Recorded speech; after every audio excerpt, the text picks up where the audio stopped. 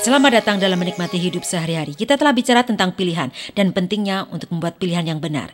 Jika Anda sampai pada tempat di dalam hidup Anda, di mana Anda menyadari bahwa mungkin beberapa dari pilihan yang Anda buat itu tidak terlalu bagus dan Anda perlu membuat perubahan, terkadang hal itu bisa menjadi sangat sulit.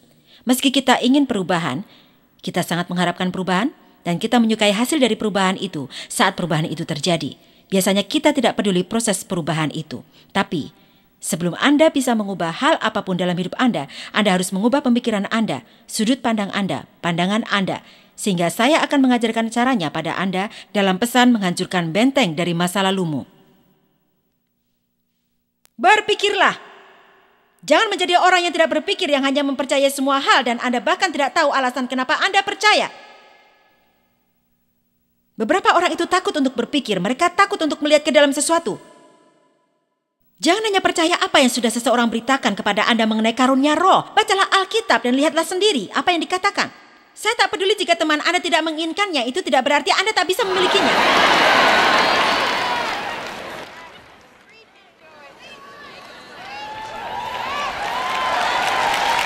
Saya punya kabar untuk Anda. Di surga itu tak ada golongan baptis, golongan metodis, golongan Luther, golongan Pentakosta, golongan Katolik. Kita semua harus bergaul dengan baik. Jadi sebaiknya kita semua itu memulai melatihnya di tempat ini. Amin.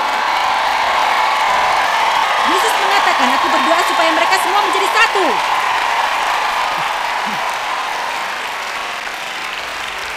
Tuhan berbelas kasihan. Berpikirlah, berpikirlah. Orang tidak berpikir apa yang mereka makan. Mereka berjalan-jalan.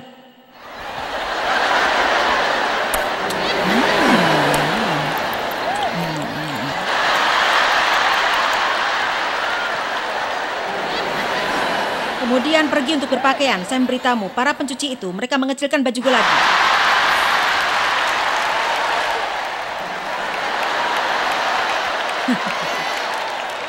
Berpikirlah. Saya tidak tahu. Saya tidak tahu apa yang Anda lakukan hari ini. Saya tidak tahu. Apa yang kamu lakukan, apa yang kamu pikirkan. Dengar, saya itu merupakan manusia paling pasti. Saya tahu apa yang saya pikirkan. Dan saya tidak berpikir itu merupakan hal yang buruk. Saya pikir itu adalah hal yang baik. Kita tidak ingin menjadi berpikiran sempit, di mana kita tidak pernah mau mendengarkan orang lain. Tapi Anda harus berhenti membiarkan orang memberitahu kepada Anda apa yang harus Anda percayai, dan apa yang bisa Anda perbuat, dan apa yang tidak bisa Anda lakukan. Haleluya! Wow!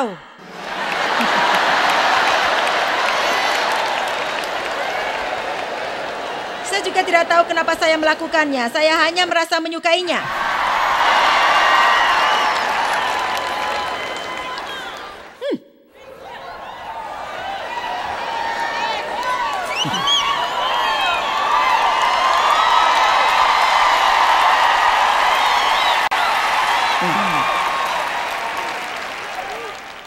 Senjata dari pertempuran kita tidaklah bersifat fisik, tapi mereka itu kuat dalam Tuhan untuk menghancurkan benteng-benteng, menghilangkan imajinasi-imajinasi, alasan-alasan dan teori-teori. Benteng itu meliputi pemikiran yang salah atau tidak berpikir sama sekali. Sama sekali.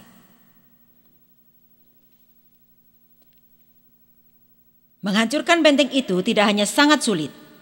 Salah satu keputusan besar yang harus dibuat untuk menghancurkan benteng itu adalah Anda harus mempelajari cara untuk meninggalkan hal yang Tuhan beritahu untuk Anda tinggalkan. Dan itu harus Anda lakukan.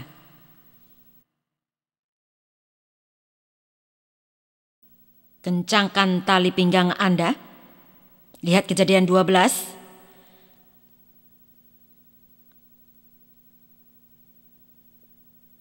Oh, kita perlu lepas dari alat pelengkap kita.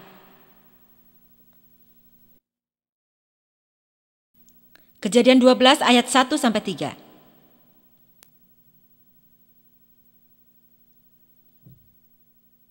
Sekarang di Haran Tuhan berkata kepada Abraham, Pergilah seorang diri bagi keuntunganmu dari negaramu, dari sanak saudaramu, dan dari rumah bapamu menuju tanah yang akan kutunjukkan kepadamu. Ayat kedua, dan aku akan membuatmu menjadi bangsa yang besar, dan aku akan memberkatimu dengan bantuan yang melimpah-limpah, dan aku akan membuatmu namamu terkenal dan masyhur, dan kamu akan menjadi berkat, menyalurkan kebaikan kepada orang yang lain. Ayat 3, aku akan memberkati orang yang memberkatimu, yang memberi kemakmuran atau kebahagiaan kepadamu, dan aku akan mengutuk orang yang mengutuk atau menggunakan bahasa yang kurang ajar padamu. Hebat. Janji yang luar biasa yang Tuhan buat kepada Abraham. Dia katakan, aku akan memberkatimu melebihi hal apapun yang bahkan pernah bisa kamu pikirkan. Dia mengatakan kamu itu akan menjadi sangat diberkati, sehingga siapapun yang memberkatimu akan mendapatkan berkat itu juga, sebab mereka memberikan berkat kepadamu. Kita semua tahu bahwa ini adalah perjanjian yang Tuhan buat dengan Abraham. Tapi kita masuk ke dalam perjanjian yang sama melalui Yesus Kristus. Tuhan mengatakan, lihat, aku ingin memberkatimu. Aku ingin membuat namamu masyhur. Aku ingin memberi berkat kepadamu. Aku ingin Anda untuk menjadi berkat ketika Anda masuk dan keluar, menjadi berkat dari ujung kepala sampai kepada telapak kaki Anda. Saya ingin Anda menjadi berkat dan memiliki sangat banyak kemurahan sehingga orang yang bersikap ramah pada Anda akan mendapatkan berkat hanya karena mereka bersikap ramah. Tapi Tuhan memulainya dengan mengatakan, pergi. Tinggalkan ayah dan ibumu, tinggalkanlah sanak saudaramu, tinggalkanlah negaramu, tinggalkanlah rumahmu. Kenapa? Kenapa Abraham harus melakukannya? Hal yang mungkin tidak Anda ketahui, yang juga tidak saya sadari sampai sekarang ini adalah Abraham itu tinggal di negara pagan. Saudaranya penyembah berhala. Kemanapun dia menatap, dia mendapatkan sebuah pengaruh yang buruk. Kemanapun dia melihat, marilah. Mengatakannya seperti kemanapun saya melihat. Ketika sedang bertumbuh, saya hanya melihat ketidakpercayaan, kutukan, kekerasan, rasa marah, dan juga siksaan. Kemudian penipuan, kebohongan, kebencian, dan juga rasa dendam. Saya tumbuh di dalam budaya seperti itu. Beberapa dari Anda akan harus keluar dari pot tempat Anda berada. Beberapa dari Anda akan harus masuk ke dalam budaya yang baru. Karena kebudayaan tempat Anda sedang berada itu tidak akan pernah membantu perkembangan apa yang Tuhan ingin untuk lakukan di dalam hidup Anda semua sampai saat ini. Izinkan saya memperjelasnya, saya tidak sedang berbicara mengenai pernikahan Anda. Jika saya tidak mengatakannya, dengan seyakin seperti saya berdiri di sini, seseorang akan pulang ke rumah dan mengatakan, saya keluar dari sini.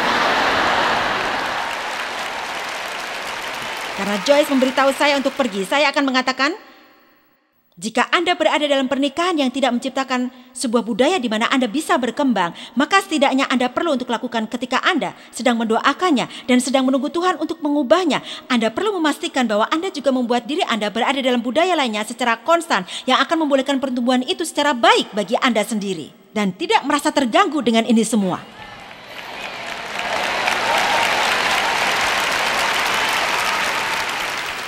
Anda mungkin tidak senang karena beberapa dari Anda menjadi keluar dari sini.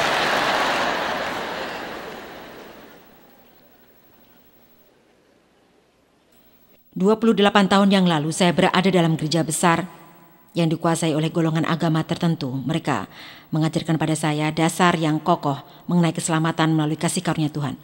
Atau kamu tidak akan bisa untuk tinggal di sini. Anda tahu yang saya sadari sekarang, Tuhan harus mengeluarkan saya dari kebudayaan itu. Dan saya tidak akan berkembang menjadi seperti orang yang Tuhan kehendaki. Sekarang ini, dengarkanlah. Saya tidak sedang beritahu Anda untuk meninggalkan gereja. Tapi saya sedang beritahu Anda jika Anda berada di suatu tempat di mana Anda merasa benci untuk pergi ke sana setiap minggu. Dan Anda tidak sabar menunggu hal itu. Maka itu artinya tak ada 1 jam di surga di mana Anda perlu jam masuk dan jam keluar. Dan Anda itu mendapatkan titik coklat dan bintang-bintang pada kalender kecil Anda. Tuhan adalah Tuhan dari hati. Kita perlu ingin untuk pergi ke sana. Kita perlu menjadi tidak sabar untuk sampai ke sana. Kita perlu merasa sayang. Ketika hal itu sudah berakhir, kita perlu bertumbuh, kita perlu belajar. Kita perlu berkembang dengan baik pada tempat-tempat yang kita tuju. Dan jika Anda berada di tempat yang tidak membantu pertumbuhan Anda,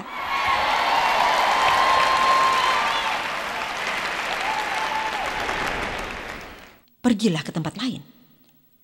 Buyutku pergi ke gereja ini. Nenekku pergi ke gereja ini. Puji Tuhan, ibu saya juga ke gereja ini sampai meninggal di gereja ini.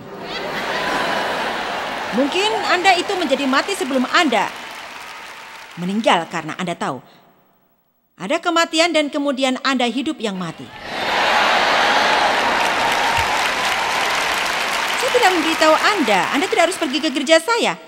Saya tidak sedang berbicara mengenai golongan-golongan agama. Izinkan saya beritahu sesuatu. Ada gereja yang hidup di dalam setiap golongan agama. Dan ada juga gereja yang mati di sana. Semua yang sedang saya bicarakan adalah kehidupan dan kematian. Pergilah ke satu tempat di mana hal yang berada di sekitar Anda itu merupakan sebuah kebudayaan yang bisa membantu Anda untuk bertumbuh. Jika Anda merasa sakit dan terluka, jangan pergi ke tempat di mana mereka akan menampar Anda dengan 100 hukum.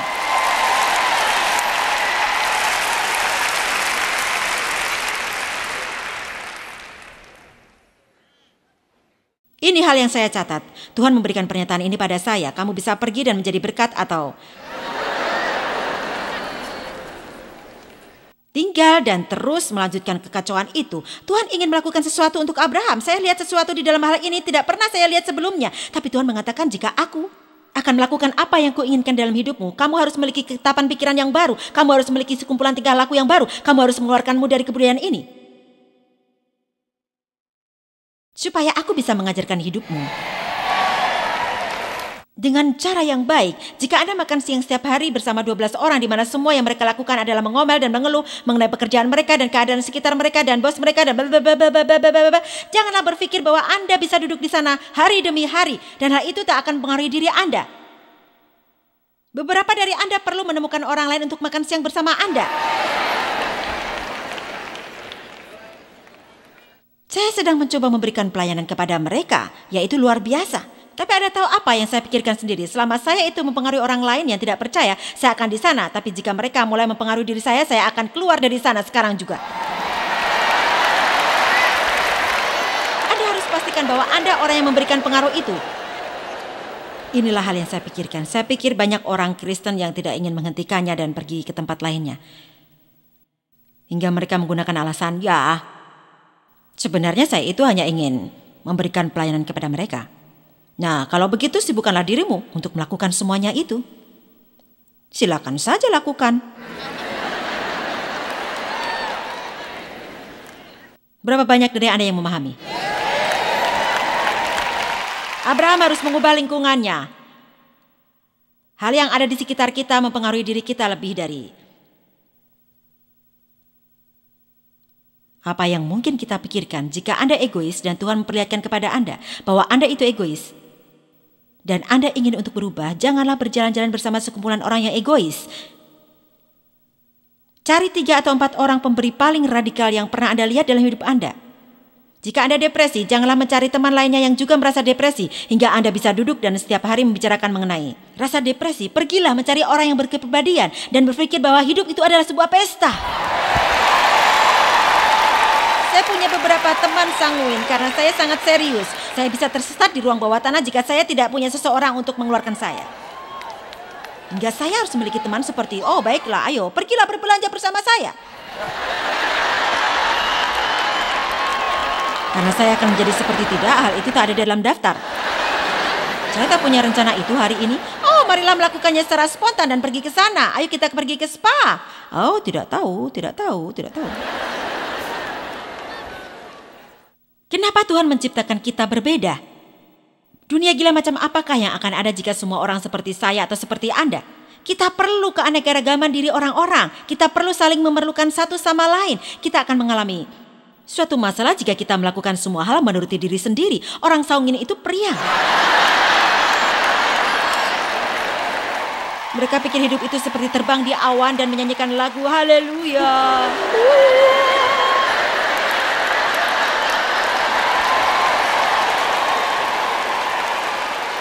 Belanja selama beberapa jam itu bagus, tapi saya tidak bisa terus melakukannya selama 3 minggu.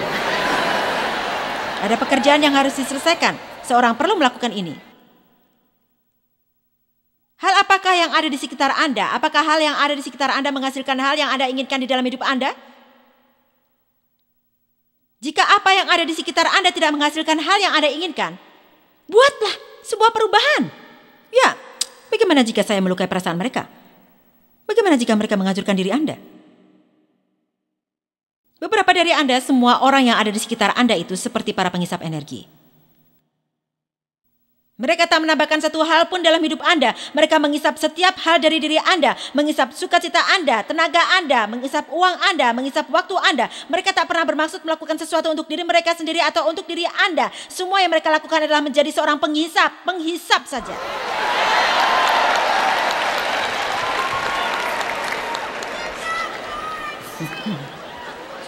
Tak peduli apa yang Anda lakukan untuk mereka, ketika Anda tidak melakukan apa yang mereka ingin untuk Anda lakukan, mereka akan marah kepada Anda.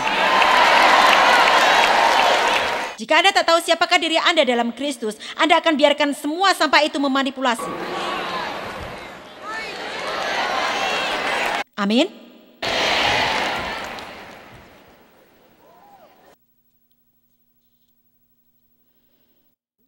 Abraham harus mengubah lingkungannya. Tuhan ingin bicara lagi kepada Abraham. Dia ingin berikan kepada Abraham sebuah pandangan tentang apa yang ingin dilakukannya dalam hidup Abraham. Ini menarik karena Abraham itu sedang berada dalam tenda, tapi Tuhan tidak bisa bicara kepadanya dalam tenda itu. Dia harus panggil Abraham keluar.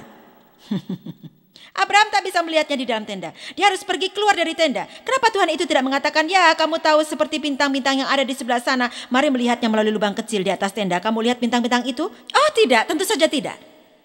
Tuhan mengatakan, keluar dari tendamu. Lihatlah ke langit, bisakah saya beritahu sesuatu kepada Anda? Pada beberapa dari Anda, Tuhan itu harus membuat Anda berada di sini pada minggu ini.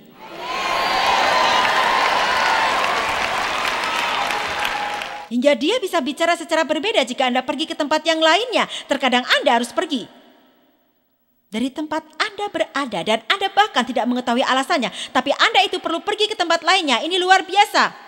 Mengenai betapa berbedanya Anda bisa melihat sesuatu ketika Anda melihatnya dari sudut pandang yang berbeda.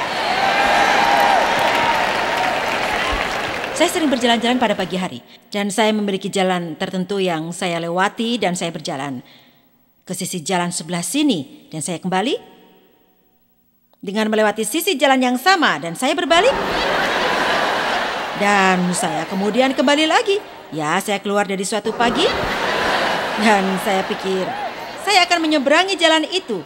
Ya, saya berbalik lagi.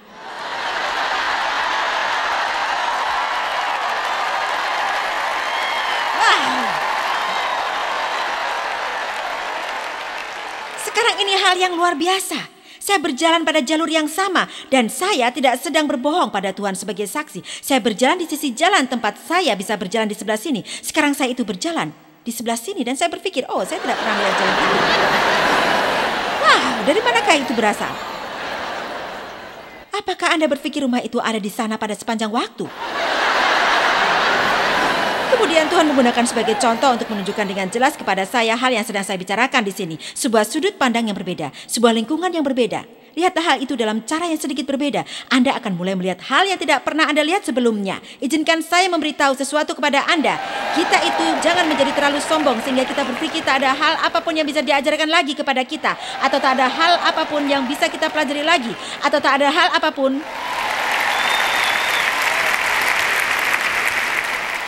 yang tak pernah kita bisa lihat. Saya pikir Anda akan mempelajari sesuatu ketika Anda memahami bahwa Anda tidak mengetahui apa-apa dan Anda perlu menjadi cukup pintar untuk mendengarkan orang lain dan orang yang memiliki hikmat itu. Amin. Mungkin ada yang harus pergi untuk menjadi berkat. Atau Anda bisa tinggal dan melanjutkan kekacauan. Kemudian, ada satu hal terakhir yang ingin saya katakan. Ketika Anda pergi, jangan bawa Lot bersama Anda.